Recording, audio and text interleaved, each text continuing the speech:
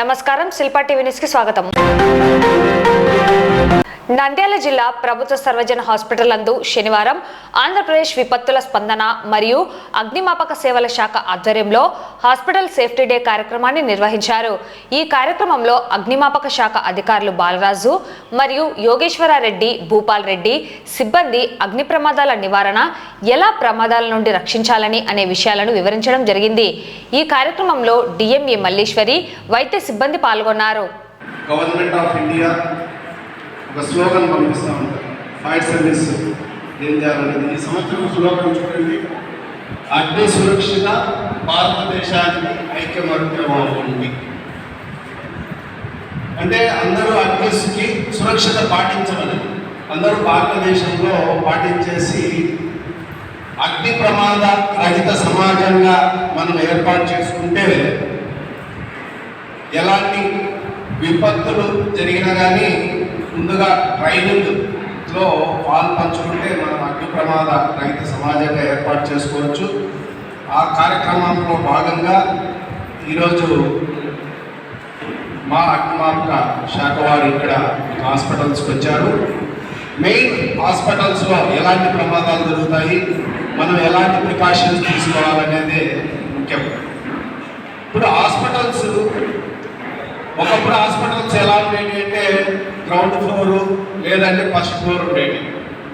ఇప్పుడు జనాభా ఎక్కువైనందున అంటే నివాసాలు కూడా ఒక హాస్పిటల్సే కాదు, నివాసాలు, ఎడ్యుకేషనల్ బిల్డింగ్స్ అన్నీ జనాభా పెరిగే కొద్దీ మనకు భూమి తగ్గిపోవడం వల్ల, లభించకపోవడం వల్ల అన్ని మల్టీ స్టోరీడ్ బిల్డింగ్స్కి వెళ్తున్నారు.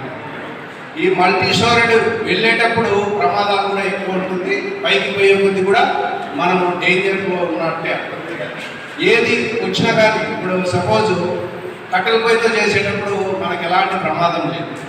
అలాగే గ్యాస్ వచ్చినాక మనకు అగ్ని ప్రమాద డేంజర్ అంటే దాంట్లో ఎక్కువ మనకు ప్రమాదాలు ఉన్నాయి ఆ గ్యాస్లో. అలాగే ఇప్పుడు హాస్పిటల్స్, గవర్నమెంట్ హాస్పిటల్స్లో main ground floor, first floor, second floor, third floor, fourth floor, fifth floor వరకు కూడా ఇప్పుడు వెళ్తున్నారు. కానీ కొన్ని ప్రైవేట్ హాస్పిటల్స్ వెళ్తే 30 ఫ్లోర్స్ కూడా ఉన్నాయి పెద్ద పెద్ద సిటీల్లో. మన గవర్నమెంట్ హాస్పిటల్స్లో స్పేసెస్ ఎక్కువ ఉన్నందువల్ల ప్రమాదాలు కూడా చాలా తక్కువ ఉంటాయి. ఫైర్ లేని ఏమి లేవు, అన్నీ అయిపోతాయి. కానీ ఆ ఫైర్ ఎలా వచ్చిందనేది మనకి ఇంతవరకు ఎవరు తెలియదు. ఎలా వస్తుందో ఫైర్ దిన్నం దాంతోనే మనం చేస్తుంటాం, కానీ ఆ ఫైర్ ఎలా వస్తుందని ఎవరైనా మీరు ఒకటి చెప్పండి చూస్తాం. మరి ఇంతమంది ఉన్నారు, అందరు దాదాపు లేడీస్ దాదాపు 90% ఉన్నారు. ఎక్కువ చేస్తూ ఉన్నాం, వంట అయితే చేస్తున్నాం, కానీ వంట చేసేటప్పుడు మంట ఎలా వస్తుందో ఎప్పుడు అబ్జర్వ్ చేయాలి. ఆ అబ్జర్వేషన్ లేదు కాబట్టి యాక్సిడెంట్ జరిగినప్పుడు ఏం చేస్తాము, పారిపోతాం అనమాట. అంతలో ప్రమాదం పెద్దగా అయిపోయి ఏం అవుతుంది, మొత్తం కాలిపోతుంది. దీంట్లో మనుషులు చచ్చిపోతారు. మనం వంట చేస్తున్నామంటే వంట ఎలా వస్తుందనే కాన్సెప్ట్ ఎవరికి లేదు. 99% of the living of the people of the earth అసలు ఫైర్ ఎలా వస్తుందో ఎవరికి తెలియదు. దాంట్లోనే తీసుకుంటాం మళ్ళీ, కానీ ఎప్పుడు దాని గురించి ఆలోచించాం. మనం చాలా టేక్ ఈజీగా తీసుకుంటాం, ఎప్పుడు ఫైర్ టేక్ ఈజీగా తీసుకుంటాం. ఎందుకంటే మనకుండే ఎమర్జెన్సీ 3 ఉన్నాయి. ఫైర్, మీరు ఒకటి, మెడికల్, 2 పోలీస్. ఈ 3 ఎమర్జెన్సీలో అటాక్ ఎలా ఉంటుందంటే, ఏదైనా జరిగినట్టు ఏదైనా రోడ్డు మీద ఒక యాక్సిడెంట్ కానీ లేదంటే దొంగ పోలీసు వాళ్ళు వస్తారు, చెప్పిన తర్వాత ఎప్పుడు వస్తారు. తర్వాత మీరున్నారు, మీ దగ్గరికి ఒకప్పుడు ఎలా ఉండేది, యాక్సిడెంట్ జరిగితే పేషెంట్ ఎత్తుకొని హాస్పిటల్కి వచ్చేవాళ్ళు. ఇప్పుడు సీన్ ఏమైంది, కొద్దిగా రివర్స్ అయిందనమాట. రివర్స్ ఏమైంది, పేషెంట్ని రోడ్డు మీదకి పోయి ఒక వెహికల్ తీసుకొని హాస్పిటల్కి వస్తున్నారు. సో ఇక్కడ ఎక్కడున్నారు, డాక్టర్స్ అంతా హాస్పిటల్లోనే ఉంటారు. కానీ ఫైర్ కోసం ఎలా ఉంటుంది, ఒక ఫైర్ కాల్ వచ్చిందంటే మొత్తం పట్టేసుకుని అక్కడికి వెళ్తాం. ఫైర్ వాళ్ళు మా దగ్గర కాదు, కాలిపోయిన వాడు, మేము కాలిపోయిన వాడు పరిగెత్తాం. మేము పరిగెత్తే లోపల అక్కడ ఏమైపోయిందంటే సీను మొత్తం కాలిపోతుంది. తప్పేవాడిది, అది కాలిపోవడానికి కారణం తప్పేవాడిది. అందరూ మానం చెప్పాల్సి ఫైర్ సర్వీస్ వాళ్ళు లేట్ వచ్చినారు, ఫైర్ సర్వీస్ వాళ్ళు ఎప్పుడో వచ్చినారు, దానివల్ల కాలిపోతుంది. మళ్ళీ నువ్వేం చేస్తున్నావు, వాట్ ఎవర్ టేక్ స్టెప్స్ ఏం చేస్తున్నావు మీరు అంటే నీ ఆస్తి మా ఆస్తి కాదు, ప్రభుత్వ ఆస్తి కాదు, నీ ఆస్తి. మరి నీ ఆస్తి కాపాడమని మీరేం చేస్తున్నారు? ఏది that is the first mistake. మన రిలేషన్ లేదన్నమాట. ఎక్కడో యాక్షన్ జరిగితే చూస్తాం, కొంచెం మనకు వచ్చింది ఏమంటే అదే మనం చదివితే. ఎందుకంటే ఫైర్కి ఎవరు ఫ్రెండ్స్ ఉండరు. There is no friend fire. పశ్చిమ బెంగాల్ రాష్ట్రంలో హిందువులపై బంగ్లాదేశ్ నుండి వచ్చి దేశంలో తలదాచుకున్న ముస్లింలు చేసిన దాడిని నంద్యాల జిల్లాకు చెందిన విహెచ్పి నేతలు తీవ్రంగా ఖండించారు. వక్ఫ్ చట్టం సవరణపై సరైన అవగాహన లేని వారు ధర్నాలు చేస్తూ ముస్లింలను తప్పుదోవ పట్టిస్తున్నారని అన్నారు. హిందువులపై దాడులను నిరసిస్తున్నామని తెలిపారు.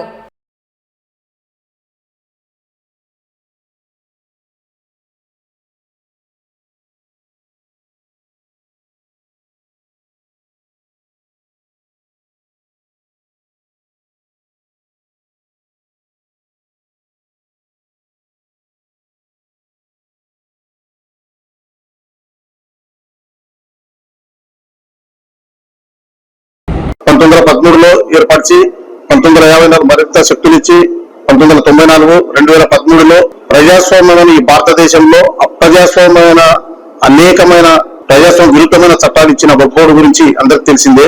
ఈ వక్ఫ్ బోర్డు గురించి మనం మాట్లాడుకుంటే ఎవరి స్థలాలైనా కానీ ఇది వక్ఫ్ బోర్డు అంటే అది వారికి చెందుతుంది. దీనిపైన కలెక్టర్లకు కానీ ఎంఆర్ఓలకు కానీ ఎటువంటి హక్కు లేకుండా వక్ఫ్ చెప్పిన మాటే, ట్రిబ్యునల్ చెప్పిన మాటే సుప్రీం అనే భావనలో అందరి స్థలాలు వక్ఫ్ ఆక్రమించుకున్న క్రమంలో దేశ క్షేమాన్ని, సమాజ క్షేమాన్ని ఆ వక్ఫ్ బోర్డు ద్వారా నష్టపోతున్న వారందరి తరపున బాధ్యతగా మన ప్రధానమంత్రి నరేంద్ర మోడీ గారు వక్ఫ్ బోర్డును తీసేయడం లేదు, దాంట్లో ప్రజాస్వామ్య విరుద్ధమైన లక్షణాలున్న చట్టాలను మార్చే ప్రయత్నం చేశారు. దానివల్ల నష్టపోతున్న ఎంతో మంది ముస్లిం సమాజం మద్దతు తెలపడం జరిగింది. వారు ప్రధానమంత్రిని కలిసి వారి కృతజ్ఞత కూడా చెప్పడం జరిగింది. కానీ ఓట్ బ్యాంకింగ్ రాజకీయాలు, ఆ బోట్ల ద్వారా వాళ్ళ సొంత లాభాలు చూసుకుంటున్న కొన్ని దేశ వ్యతిరేక శక్తులు, లేకపోతే సమాజ వ్యతిరేక శక్తులు కొందరు మాత్రం దీన్ని పెద్ద బూచిగా చూపిస్తూ అవగాహన లేని ముస్లిం సమాజాన్ని రెచ్చగొడుతూ వీటిపైన అనేక ధర్నాలు చేయడం జరిగింది. ఈ ప్రజాస్వామ్యంలో ధర్నాలు చేయడం ప్రజాస్వామ్యం హక్కు. కానీ ఈ ధర్నాల రూపంలో హిందువులను టార్గెట్ చేస్తూ, హిందువుల ఆస్తులను ధ్వంసం చేస్తూ, హిందువుల వాహనాలను, హిందువుల ఇళ్లను ధ్వంసం చేస్తూ, హిందువుల స్త్రీల మాన ప్రాణాలను ఈ విధంగా చేయడం అనేది ప్రజాస్వామ్యంలో ఇది చేయకూడనిది. కానీ ఏదైతే ఈరోజు పశ్చిమ బెంగాల్ జరుగుతుందో అక్కడ ఈ ముస్లింల పేరుతో చేస్తున్న వారు స్థానిక భారతీయ ముస్లింలు కాదు. వీరందరూ బంగ్లాదేశ్ నుంచి ఇక్కడికి అక్రమంగా ప్రవేశించి ఓటర్ ఐడీలు ఇవన్నీ సంపాదించి భారతీయులుగా నమోదవుతూ రాబోయే కాలంలో ఇస్లాం రాజ్యం స్థాపించాలన్న కారణంతో బంగ్లాదేశ్ ముస్లింలు చేస్తున్న అరాచకాన్ని ఈరోజు ప్రపంచమంతా చూస్తుంది. మరింత బాధాకరమైన విషయం ఏమంటే ప్రజాస్వామ్యంలో ప్రజలను కాపాడాల్సిన ముఖ్యమంత్రి గారు, ప్రజలను కాపాడాల్సిన పోలీసు వారు కూడా వారికి సహాయ సహకారాలు అందిస్తూ హిందువుల నాశనానికి మద్దతు ఇస్తున్నారంటే మరింత ఆశ్చర్యంగా ఉంది, మరింత బాధాకరమైన విషయం. ప్రభుత్వం ఇవి మేము చేస్తాం, మీరు రాబోతండి అని చెప్పి వారు కలిసి ప్రయత్నం చేయకుండా వాళ్ళకి కావాల్సిన అవసరాలు ఇవ్వకుండా ప్రభుత్వం అడ్డపడుతుందంటే ప్రభుత్వం యొక్క మానసిక స్థితి హిందూ వ్యతిరేకంగా ఎంత ఉందో మనం అర్థం చేసుకోవచ్చు. కేవలం హిందువుల వినాశనాన్ని, హిందువులను పశ్చిమ బెంగాల్లో నుంచి వెళ్ళగొట్టాలనే అజెండాతోనే అక్కడ ముఖ్యమంత్రి గారు పనిచేయడం జరుగుతుంది. ఇది విశ్రాంతి పరిషత్ తీవ్రంగా ఖండిస్తుంది. ఇంత దాడి జరుగుతున్నా కేంద్ర ప్రభుత్వం జోక్యం చేసుకునే వరకు ఇది మన పరిధిలోకి రాకుండా, కట్టడి కాకుండా పరిస్థితుల్లో విశ్రాంతి పరిషత్ ఒకరే డిమాండ్ చేస్తుంది. మెజార్టీ హిందువుల మాన ప్రాణాలను, ఆస్తులు రక్షించాలని ప్రభుత్వం ఒక్క క్షణం కూడా అధికారంలో ఉండకూడదు. తక్షణం రాష్ట్రపతి పరిపాలన విధించి అక్కడ ఉన్న మమతా బెనర్జీ ప్రభుత్వాన్ని డిస్మిస్ చేసి రాష్ట్రపతి పాలన పెట్టడం ద్వారా అక్కడ మేము హిందువులను ఈ రాష్ట్రంలో బతికే హక్కు మాకుంది, ఈ రాష్ట్రంలో బతుకుతున్నాము అనే భావన కలిగించాలంటే ఖచ్చితంగా రాష్ట్రపతి పాలన పెట్టి మళ్ళీ హిందువులను వారి రాష్ట్రంలో జీవింపజేసే అవకాశాలు పెంపొందించాలని ఈ విధంగా విశ్వ హిందూ పరిషత్ ఆధ్వర్యంలో దేశవ్యాప్తంగా ఈ కార్యక్రమం జరుగుతుంది. ఈ రోజు దేశంలో జరిగినటువంటి పరిణామాలు వక్ఫ్ బోర్డు అనే బూచిని చూపించి పశ్చిమ బెంగాల్లో ఉన్నటువంటి మమతా బెనర్జీ యొక్క ప్రభుత్వము హిందువుల మీద జరిగిన దాడులు ప్రపంచం మొత్తం గమనిస్తా ఉంది. ఏ రాజకీయ నాయకుడు కూడా పశ్చిమ బెంగాల్లో జరుగుతున్న హిందువుల మీద అరాచకాల మీద ఎవరు గలం ఇప్పడం లేదు. ఈ రోజు విశ్వ హిందూ పరిషత్ ఏం డిమాండ్ చేస్తా ఉందంటే పశ్చిమ బెంగాల్లో ఉన్నటువంటి మమతా బెనర్జీ గవర్నమెంట్ ను బర్తరఫ్ చేస్తూ రాష్ట్రపతి పాలన విధిస్తూ అక్కడ హిందువులను కాపాడాల్సిన బాధ్యత అందరి మీద ఉందనే విషయాన్ని ఈ రోజు విశ్వ హిందూ పరిషత్ గుర్తు చేస్తా ఉంది. కాబట్టి ఈ యొక్క వినతి పత్రాన్ని కలెక్టర్ ద్వారా రాష్ట్రపతికి పంపించి రాష్ట్రపతి ద్వారా ఈ యొక్క రాష్ట్రపతి పాలన విధించాలని విశ్వ హిందూ పరిషత్ డిమాండ్ చేస్తా ఉంది. ఈరోజు కేంద్ర ప్రభుత్వం కూడా ఈ విషయం మీద ఆలోచించాల్సిన అవసరం ఉంది. రాష్ట్రపతి పాలన విధించాల్సిన అవసరం చాలా ఆవశ్యకత ఉంది. ఏదో ఈ యొక్క ర్యాలీలు శాంతియుతంగా చేసుకోవాల్సిన ర్యాలీలు హింసాత్మకంగా హిందువుల మీద దాడి చేయడం అనేది ఒక పథకం ప్రకారం చేస్తున్నటువంటి దాడి. వాళ్ళ యొక్క నినాదం ఏముంది అంటే ఇలా భారతదేశంలో ఇస్లాం రాజ్యాన్ని స్థాపిస్తాం అనే నినాదాన్ని వాళ్ళు ఈరోజు పశ్చిమ బెంగాల్లో వాడడం జరుగుతూ ఉంది. యావత్ హిందూ సమాజం దీన్ని గుర్తించాలి, దీన్ని గమనించాలి. ఈ యొక్క పశ్చిమ బెంగాల్లో జరిగినటువంటి ఇష్యూస్ ఈరోజు దేశవ్యాప్తంగా జరగడానికి కూడా సన్నాహాలు జరుగుతూ ఉన్నాయి. ఇది హిందూ సమాజం గుర్తించాలి. ఈరోజు హిందూ సమాజం ఐక్యంగా లేకపోతే ఈ దేశంలో మనం కోల్పోతాం. కాబట్టి యావత్ హిందూ సమాజం ఈ విషయం మీద స్పందించాలి. ఖచ్చితంగా రాష్ట్రపతి పాలన విధించాలని చెప్పి ప్రతి హిందూ కూడా డిమాండ్ చేయాలి. ఈ రోజు స్వచ్ఛందంగా కూడా రాష్ట్రపతికి లెటర్ పెట్టచ్చు. విశ్వ హిందూ పరిషత్ కాకుండా యావత్ హిందూ సమాజం కూడా విశ్వ హిందూ పరిషత్కి మెయిల్ పెట్టచ్చు. ఈ రోజు పశ్చిమ బెంగాల్లో జరిగిన ఇష్యూ మీద రాష్ట్రపతి పాలన విధించాలనే డిమాండ్ ప్రతి ఒక్క హిందూ వినిపించాలని విశ్వ హిందూ పరిషత్ కోరుకుంటుంది. కాబట్టి రాబోయే రోజుల్లో కూడా ఇలాంటి యొక్క పరిణామాలు జరగకుండా ఉండడం కోసం కేంద్ర ప్రభుత్వం ఏ రాష్ట్రంలో నుండి ఆ రాష్ట్ర ప్రభుత్వాలలో జాగ్రత్త వహించాలని విశ్వ హిందూ పరిషత్ హెచ్చరిక చేస్తా ఉంది. జై శ్రీరామ్. నంద్యాల పట్టణంలో గుడ్ ఫ్రైడే తర్వాతి రోజు శనివారం ఉదయం క్రైస్తవ ఐక్య సంఘాల ఆధ్వర్యంలో కన్వీనర్ రవీంద్రపాల్ నాయకత్వంలో run for Jesus peace rally నిర్వహించడం జరిగింది. వందలాదిగా క్రైస్తవులు రన్ ఫర్ జీసస్ ర్యాలీలో పాల్గొని క్రీస్తు మృతులలో నుండి లేచాడన్న సంతోషాన్ని, శుభవార్తను లోకానికి చాటుతూ పట్టణంలోని ప్రధాన వీధుల గుండా ర్యాలీని చేపట్టారు.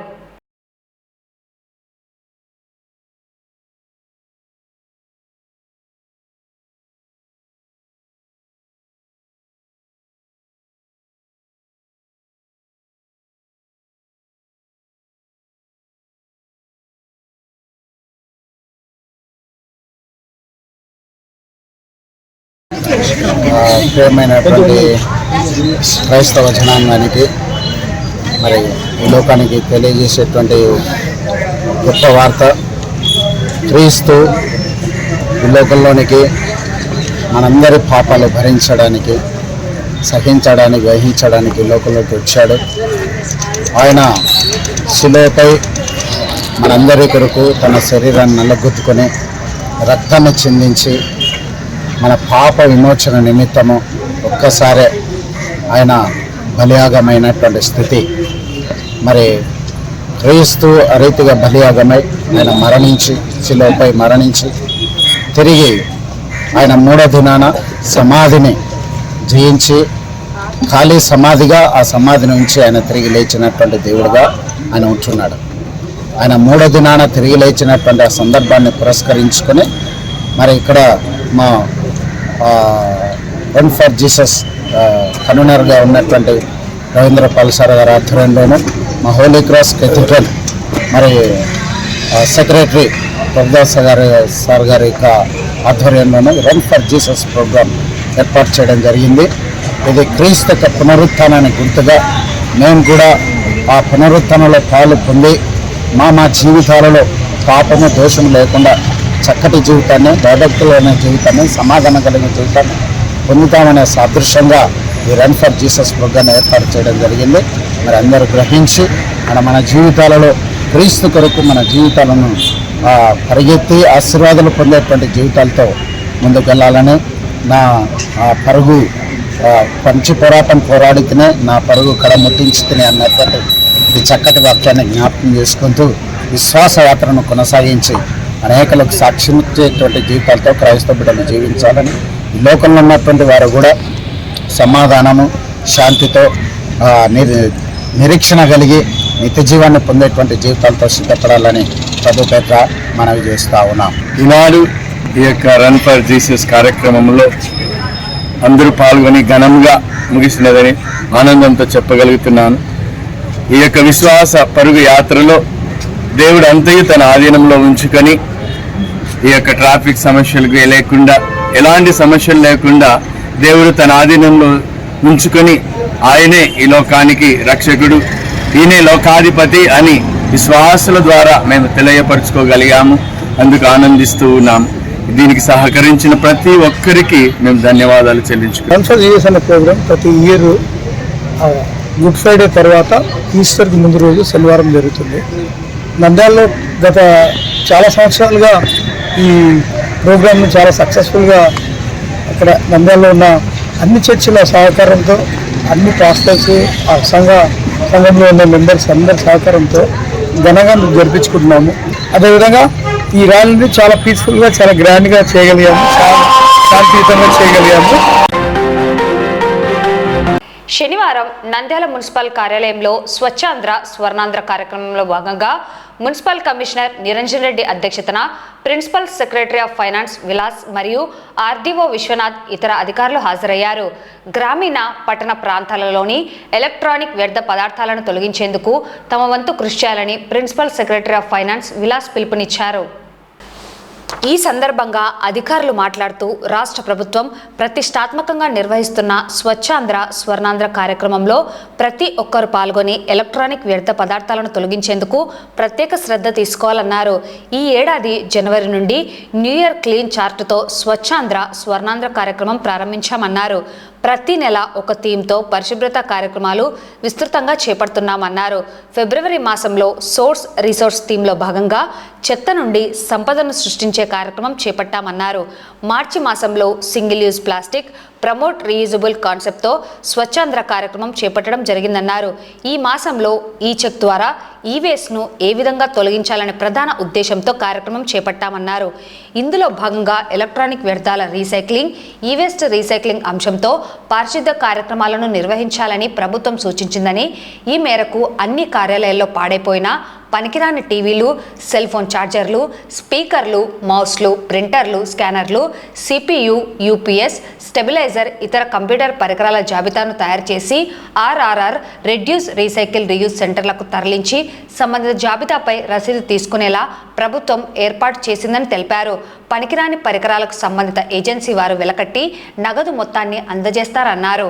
ఆర్ఆర్ఆర్ సెంటర్లను ప్రతి మున్సిపల్ కేంద్రంలోనూ ఏర్పాటు చేయడంతో పాటు 10,000 జనాభా దాటిన గ్రామ పంచాయతీలో కూడా ఏర్పాటు చేస్తున్నట్లు తెలిపారు.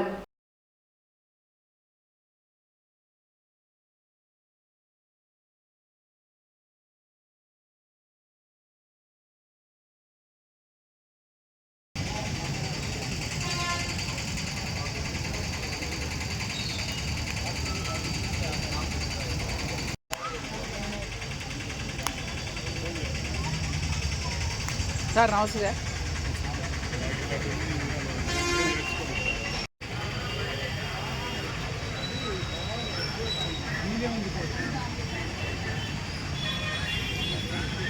సమాజంలో ఉన్నటువంటి ఏవైతే విభేదాలు ఉన్నాయో, వర్గాల మధ్యలో ఉన్నటువంటి విభేదాలు ఉన్నాయో అవి తొలగించడానికి కూడా ఇది ఒక ముఖ్యమైనటువంటి యొక్క కార్యక్రమం అని చెప్పి ఆయన గుర్తు చేశారు కాబట్టి అలా చేశారు.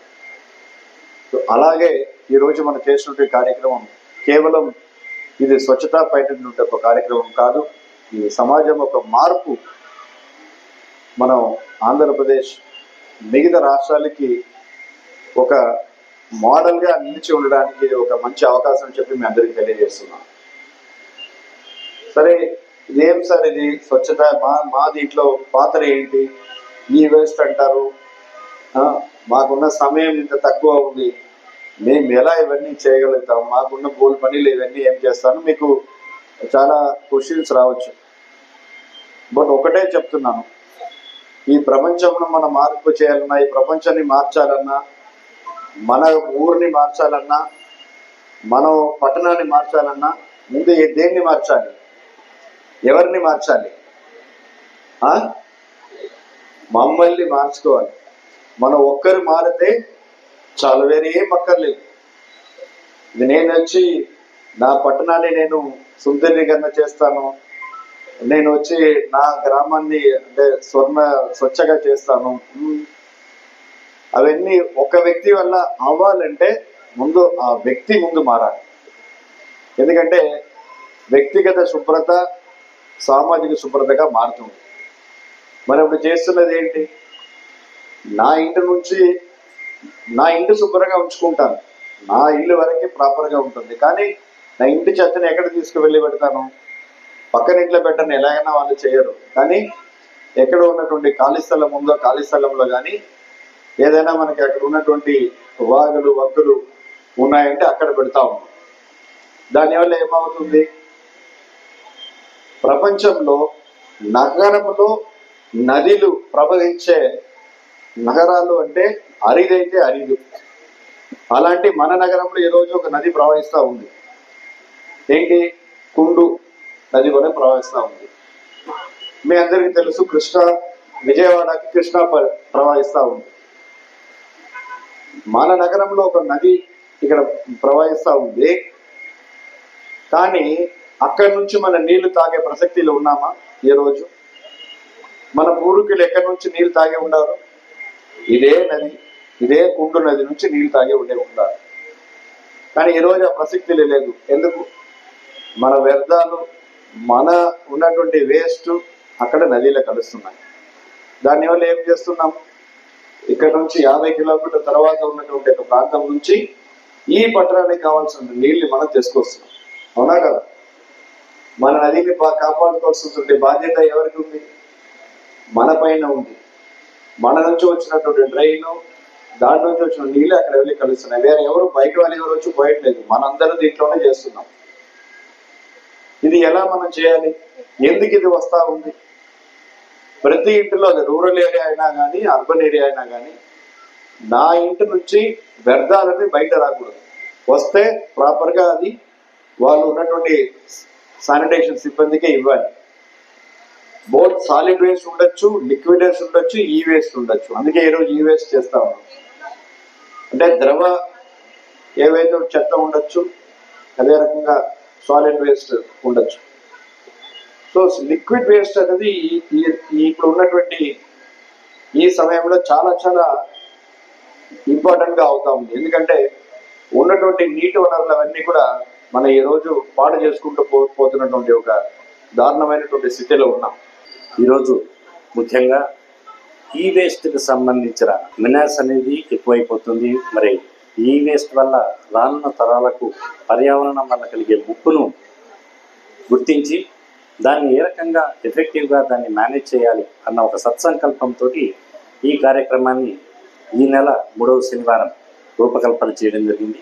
మరి ఈ వేస్ట్కి సంబంధించిన దీన్ని ఏ రకంగా ప్రాసెస్ చేయాలి, ఏ రకంగా మనం ఎఫెక్టివ్గా దాన్ని చేయొచ్చు అనే ఆలోచనతోటి ఈరోజు ఈ వేస్ట్ కలెక్షన్ సెంటర్ అనేది మన పురపాలక సంఘ కార్యాలయంలో ఏర్పాటు చేసుకుని, అదేవిధంగా ఈ వేస్ట్ కలెక్షన్ గురించి మరి మీరు ఏ రకంగా మున్సిపాలిటీకి మరి మన పట్టణానికి సహకరించాల్సి ఉంటుందో తెలియజెప్పడంలో భాగంగా సార్, ముఖ్యంగా ఈ స్వర్ణాంధ్ర స్వచ్ఛాంధ్రలో భాగంగా మన ముఖ్యమంత్రి గారు ప్రతి 3వ శనివారము ఏర్పాటు చేయడంలో భాగంగా నంద్యాల పట్టణంలో 4300 సంఘాలు ఉన్నాయి సార్.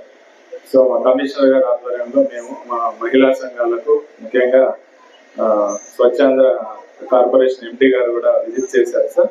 విజిట్ చేసినప్పుడు ఆర్పీల ద్వారానే మేము కలెక్షన్ చేయాలని నిర్ణయించాం సార్.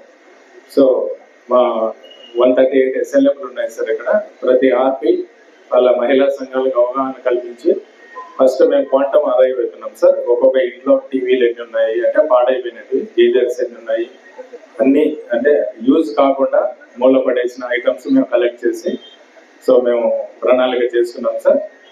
ఇక్కడ అదే అందులో భాగంగా మా ఎస్ఎల్ఎఫ్ మీటింగ్లలో అవగాహన కల్పించాము. గత 15 రోజుల నుంచి మేము దాని మీదనే ఉన్నాం సార్. తాజాగా విడుదల చేసిన జేఈ మెయిన్స్ ఫలితాల్లో రావుస్ కళాశాల విద్యార్థులు అత్యధిక సీట్లు, అత్యుత్తమ పర్సెంటేజ్ సాధించడం జరిగిందని కళాశాల చైర్మన్ అప్పారావు, డైరెక్టర్ మౌనిచంద్ర తెలిపారు. ఈ మేరకు నేడు ఉత్తమ మార్కులు మరియు అత్యుత్తమ పర్సెంటేజ్ సాధించిన విద్యార్థులను ప్రత్యేకంగా అభినందించారు. మీడియాకు ఫలితాల వివరాలను వారు వెల్లడించారు.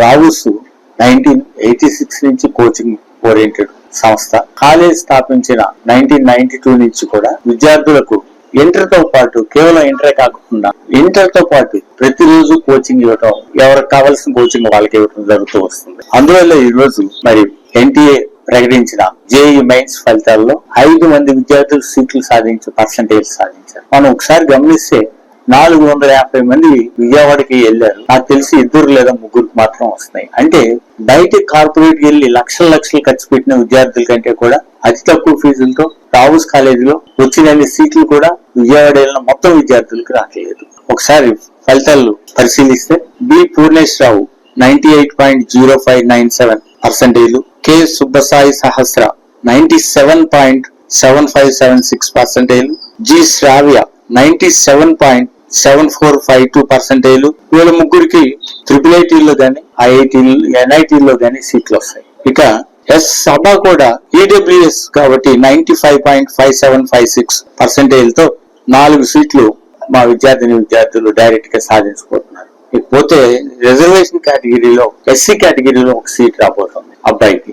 ఈ 4 ప్లస్ ఆ రిజర్వేషన్ కేటగిరీ కలుపుకుంటే మొత్తం నంద్యాలలో అత్యధికంగా ఎక్కువ సీట్లు వస్తున్న కాలేజీ 5 సీట్లు వస్తున్న కాలేజీ రావుస్ కాలేజీ. సో ఈ విధంగా చూస్తే మరి అడ్వాన్స్ కి 15 మంది విద్యార్థులు అర్హత సాధించడం జరిగింది. వాళ్ళందరికీ కూడా అడ్వాన్స్ మరి గైడ్ చేసి రాయించడం జరుగుతుంది. సో ఈ సంవత్సరం మరి మొట్టమొదటి IIT సీట్ నంద్యాలకి ఇచ్చిన కాలేజీ రావుస్.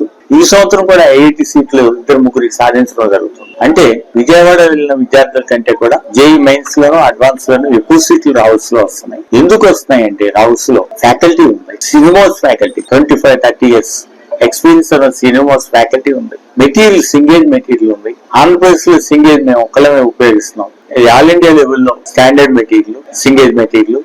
అట్లానే ప్రోగ్రామ్ చాలా బాగుంది. కాబట్టి విద్యార్థులు మా యొక్క శిక్షణను మీరు కూడా పొందాలని చెప్పి నేను విజ్ఞప్తి చేస్తున్నాను. అట్లనే కేవలం జేఈలోనే కాకుండా మరి 991 మార్క్స్ తో స్టార్ట్ అయినటువంటి బైపీసీ ఫస్ట్ ఇయర్ లో 436 మార్క్స్ అవుట్ ఆఫ్ 440 తో స్టార్ట్ అయిన బైపీసీ విద్యార్థులు, సీనియర్ విద్యార్థులు మరి 5 నుంచి 6 మంది డైరెక్ట్ గా ఇంటర్ నుంచి మెడికల్ సీట్లతో త్వరలో మీ ముందుకు నీట్ ఫలితాలతో వస్తామని చెప్పి తెలియజేస్తున్నాను. ఇక వెబ్సైట్ కి వస్తే 800 మంది శిక్షణ పొందుతున్నారు రావుస్ లో. ఆల్మోస్ట్ 100% క్వాలిఫై అవుతారు. మరి నంద్యాలలో ఇంజనీరింగ్ కాలేజీలకే కాకుండా రాష్ట్రంలో ఉన్నటువంటి వివిధ ప్రైవేట్ యూనివర్సిటీ ఇంజనీరింగ్ కళాశాలలో కూడా మా విద్యార్థులు సీట్లు పొందుతారని లాస్ట్ ఇయర్ 40 మంది ప్రైవేట్ యూనివర్సిటీ కళాశాలలో, ప్రైవేట్ గానీ గవర్నమెంట్ గానీ యూనివర్సిటీ కళాశాలలో 40 మంది జాయిన్ అయ్యారు. 100% విద్యార్థులు శిక్షణ తీసుకున్న వాళ్ళు ఎంసెట్ వివిధ లోకల్ ఇంజనీరింగ్ కాలేజీలు కానీ స్టేట్ లో ఉన్నటువంటి మిగతా ఇంజనీరింగ్ కాలేజీలు కానీ జాయిన్ అయ్యారు. సో 800 మందిని ఇంజనీరింగ్ కళాశాలలో జాయిన్ చేస్తామని తెలియజేస్తూ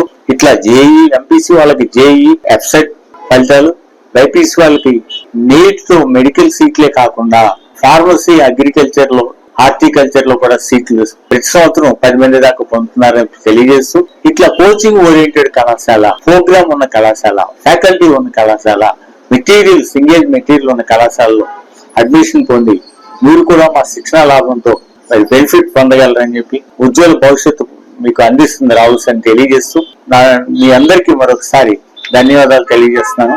ఇట్లు మీ ఏఎంఏ అప్పారావు, చైర్మన్ రావుస్ విద్యా సంస్థ. ఈ రోజు ప్రకటించిన జేఈ మెయిన్స్ ఫలితాల్లో నంద్యాలలో అత్యధిక సీట్లు సాధించే పర్సెంటైల్ రావుస్ విద్యార్థులు సాధించడం జరిగిందని తెలియజేయడం సంతోషిస్తున్నాను.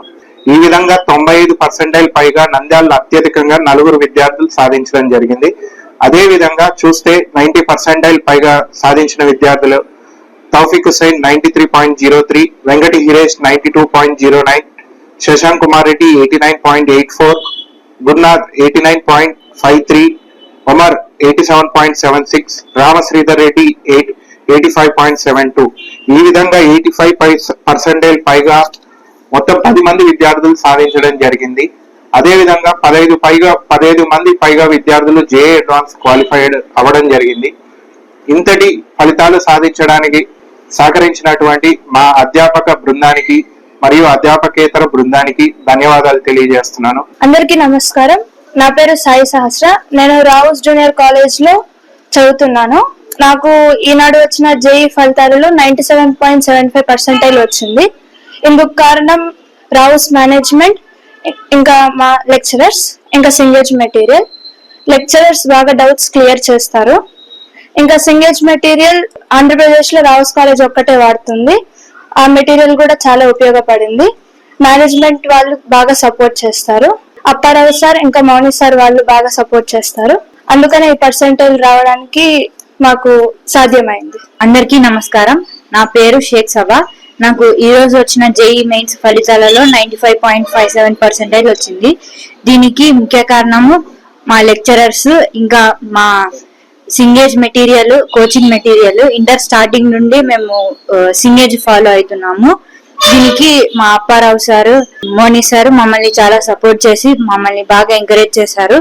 మేనేజ్మెంట్ కూడా మాకు చాలా బాగా సపోర్ట్ చేసింది మాక్ టెస్ట్ గురించి. ఇంకా మా పేరెంట్స్ కూడా బాగా సపోర్ట్ చేశారు. దీనివల్లనే మాకు ఇంత మంచి ఫలితం రావడానికి సాధ్యమైంది. థ్యాంక్స్. నా పేరు బి పూర్ణేష్. నేను రావుస్ కాలేజ్లో చదువుతున్నాను. నాకు జేఈ మెయిన్స్ లో 98.059% వచ్చింది. దీనికి మా management Apparao sir and Moni sir and మా ఫ్యాకల్టీ డౌట్స్ క్లియర్ చేయడం, స్టడీ మెటీరియల్, సింగేజ్ material one of the top most material, దానివల్ల కష్టపడడం వల్ల వచ్చింది. మా పేరెంట్స్ సహకారం వల్ల వచ్చినది. Thank you. నా పేరు వెంకట హిరేష్. నేను రావుస్ కాలేజ్లో చదువుతున్నాను. నాకు ఈ 92.09% రావడానికి కారణమైన అప్పారావు సార్కి, మౌని సార్కి కృతజ్ఞతలు తెలియజేస్తున్నాను. మా ఫ్యాకల్టీ కూడా మా డౌట్స్ క్లియర్ చేసి మాకు ఈ విద్య చెప్పి మాకు ఎంతో సహాయం చేశారు. వీరు లేకపోతే మాకు ఈ పర్సెంటైల్ వచ్చేది కాదు. ఇంత మంచి పర్సెంటైల్ రావడం ఫస్ట్ టైం. కాబట్టి ఎక్కడికో పోయి మరి ఇంత తక్కువ పర్సెంటైల్ రావడం కన్నా నంద్యాలలో రావుస్ కాలేజ్లోకి పోయి మంచి పర్సెంటైల్ వచ్చే అవకాశం ఉందని మీ అందరికి చెప్తున్నాను. ఇంకా దాంతోపాటు మా పేరెంట్స్ సహకారం, ఇంకా మా టీచర్స్ చాలా మంది ఎంతో కష్టపడి మాకు ఈ పర్సెంటైల్, దాంతోపాటు ఈ మార్క్స్ వచ్చేటట్టు చేశారు. ఐబీ పరంగా కానీ జేఈ పరంగా కానీ మంచి మార్క్స్ వచ్చేటట్టు, మంచి పర్సెంటైల్ వచ్చేటట్టు చేస్తున్నారు. దాంతోపాటు మాకు మంచి కాలేజెస్ సూచనలు, ఇంకా దాంతోపాటు జేఈ అడ్వాన్స్కి కూడా కొన్ని మెటీరియల్స్ ఇచ్చారు. దాన్ని బట్టి మేము చేయాలనుకుంటున్నాము. మేము జేఈ అడ్వాన్స్లో కూడా కొట్టాలని చాలా కృషి చేస్తాము. దాంతోపాటు జేఈ అడ్వాన్స్లో కొట్టి మళ్ళీ మీ ప్రెస్ మీట్ ముందు రావాలని కోరుకుంటున్నాను. Thank you. ఈ వార్తలు ఇంతటితో సమాప్తం. నమస్కారం.